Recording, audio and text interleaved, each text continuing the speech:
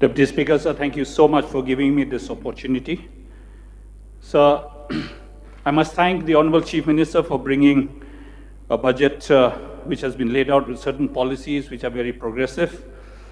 And as highlighted by the Chief Minister in his speech, to make our state amongst the top 10 states by 2030, I feel the budget needs more expansion. There is a need for policies of private sector participation in skill development, capital accumulation, and technology upgradation. Deputy Speaker, sir, I would like to discuss on certain issues only, that is relating to health, education, tourism, agriculture, information and public relations, social welfare, and so on, sir. So to begin with, sir, due to concern of time, I'll go straight to the issues and the points, and I'll start with the health department.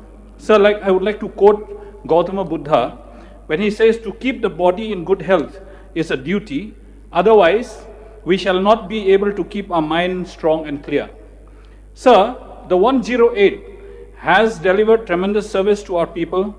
The employees of 108 have been performing their duties diligently and are working day and night to ensure the service needed by the patients to reach them on time, sir.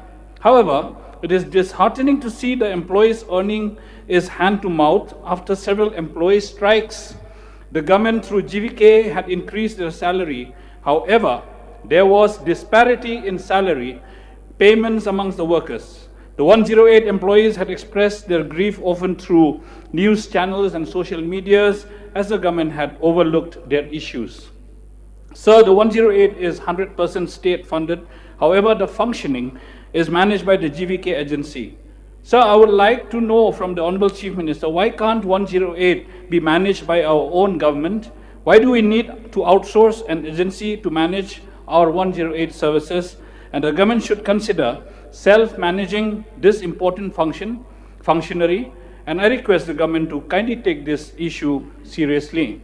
So I would like also to remind that the 108 employees contract with the GVK Emri will end on the 31st March 2022. So I would like to know from the Honorable Chief Minister, what will be the work status of these employees after the 31st of March 2022? So there are 43 108 ambulances in 43 constituencies. It would be much appreciated if the government can increase 108 services to all the 60 constituencies. And respected Deputy Speaker, sir, through you I plead the government to regularize the work of all the 108 employees, as they had contributed considerably to the state, especially during the COVID-19 pandemic. Respected sir, there is also a nascent need to upgrade the Dangar PHC to the CHC, as it is located in the international border, and this PHC also caters to about 40 villages.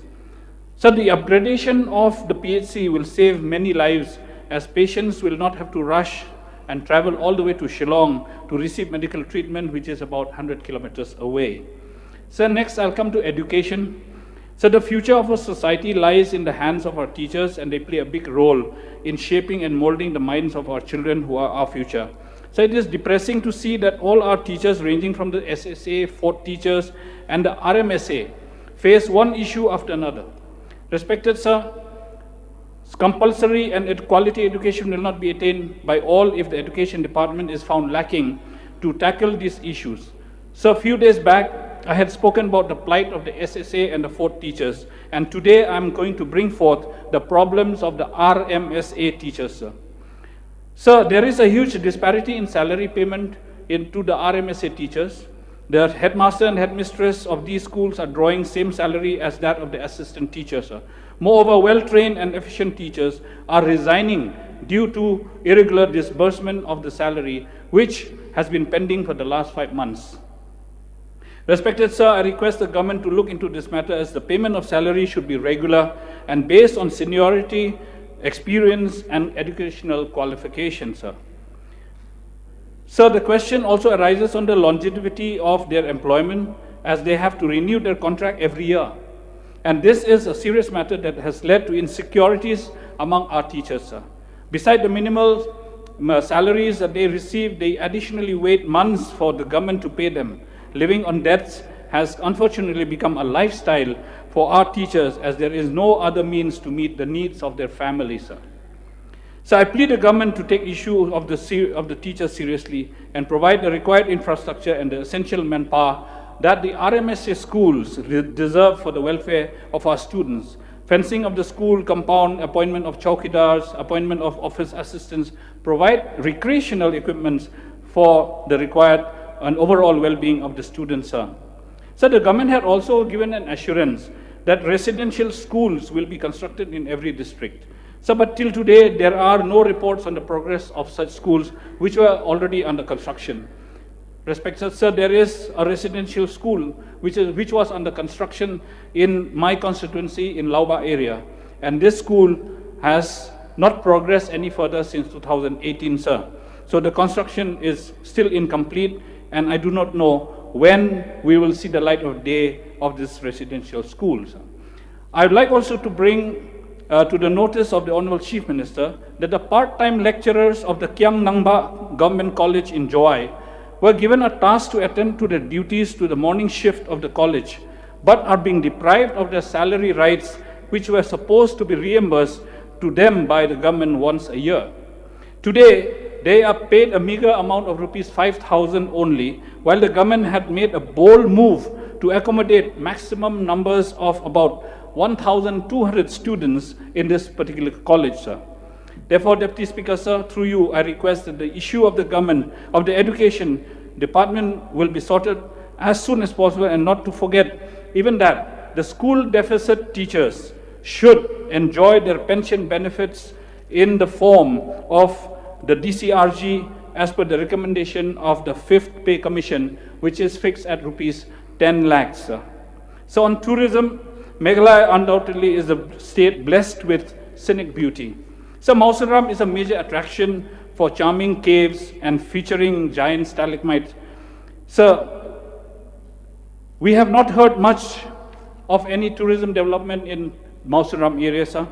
So in Mawsynram there are fossils of dinosaurs, giant reptiles like the Mosasaurus, sir, which has been living in this world for 76 to 66 million years ago, and these fossils have been discovered in the Lauba area of Mawsynram, sir. Therefore, I request the government to kindly promote the natural beauty of the place, and I would really appreciate if the government could provide basic amenities like hotels or resort and protective gears for the visitors entering the caves as safety measures, sir. So I'm coming to agriculture sector. In Meghalaya, 81% of the population depends on agriculture, especially in rural areas, sir. So this sector provides both food and employment to the people. However, with the price suppression on the vegetables produced, our farmers are withdrawing from farming activities. Without them, the entire state will suffer immensely. The inflation in the market price of urea has put pressure on the farmers, as it is too expensive to purchase. Earlier, the cost of urea was just rupees 400 per kg, and while today the farmers pay rupees 1,000 to 1,800 per kg, sir. I would much be grateful if the government sets a minimum support price for various vegetables such as cabbage, tomatoes, and potatoes to ensure price stability for farmers, as these are the common man's food, sir. Sir, on the information and public relations, media is regarded as the most powerful weapon of the 21st century, and it is the need for everyone. The media landscape has moved beyond content, distribution, search, features, etc. Media in Meghalaya is playing a key role in reaching out to the masses in the rural as well as the urban areas. However, today, the media industry needs support. They so far have grown on its own without proper support, sir. The COVID-19 pandemic has hit the industry very hard, and with no or limited advertisement, the industry depends mostly on the government advertisement to sustain, sir. Today, even the print media is dying with limited resources. Printing newspapers is not easy anymore. Digital platform has bridged the gap, then public receives authentic information faster. There are only a few digital multimedia platforms in Meghalaya which are empaneled with DIPR after proper verification. So they receive limited advertisement from DIPR, and what is more surprising is that the advertisement which is given to a newspaper is charged at rupees 80,000 for the front page, Honorable and the Member, digital media is given a mere rupees 3,000 for the top banner space, sir. For digital media, all the advertisements are given at the rate of rupees 3,000. Except a few messages and COVID vaccination advertisements, no major advertisement is given to digital media or websites. Despite their vast and fast reach, the digital platform is not properly used by the government. And another issue that the media face today is the pending bills that the DIPR has to pay. Payment of bills are made once in a year or once in 2 years. Irregular payment of bills is a big problem for media houses, and during the COVID-19 pandemic, when media houses depend on the government advertisements, delay in releasing of payment brought hardships to media organization. The process of submission of bills is complicated. Many a time bills got rejected as a complicated system had to be followed, sir. Honorable Member, kindly wind up. Yes, sir, just 2 minutes more, sir. Just kindly, sir. You have already. As the media awaits new advertisement policy, there is an active need for enhancing the advertisement rate for digital media, and the advertisement rate should be increased. There is a need to save print media from dying, sir. Pending bills should be cleared every month. Sir, I'll just run through, sir. Relating to social welfare, sir, single motherhood is one of the growing problems in our society. So following abandonment, most men do not offer any financial support to their families, thus making it difficult for the mothers to meet necessary expenses. According to the NHFS 5 data, 41% of the households are headed by women, with 42% of the population living in a female-headed household, sir. In many cases of breakdown of marriages, women face the maximum challenges as she bears all the responsibility of the family. I would really appreciate if the Chief Minister could provide data on the number of single mothers enrolled under the Chief Minister's Social Assistance Scheme and the amount of financial assistance given to them so far.